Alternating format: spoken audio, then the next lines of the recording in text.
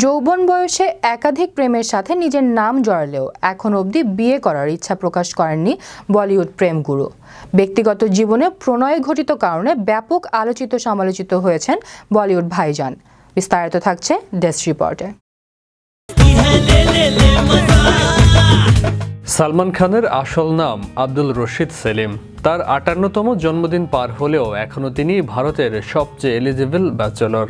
বলিউডের তুমুল জনপ্রিয় এই তারকার যেমন রয়েছে সুন্দর চেহারা, ফিটনেস, তেমনি রয়েছে তার অভিনয় দক্ষতা।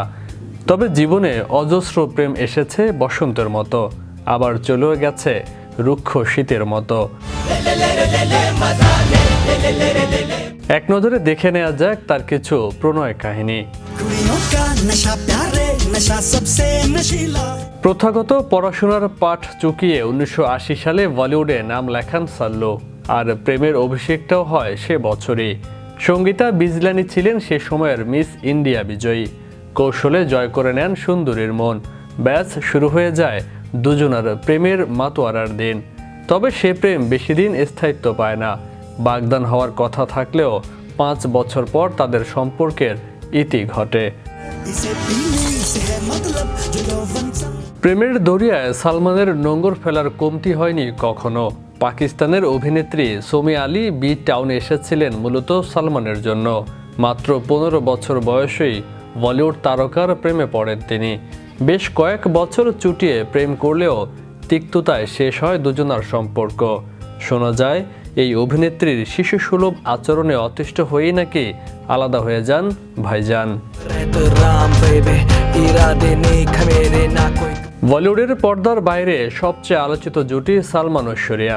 বলিউড অভিনেত্রী ঐশ্বরিয়া রায়ের সঙ্গেই খানের সম্পর্কের কথা অজানা নয় কারো।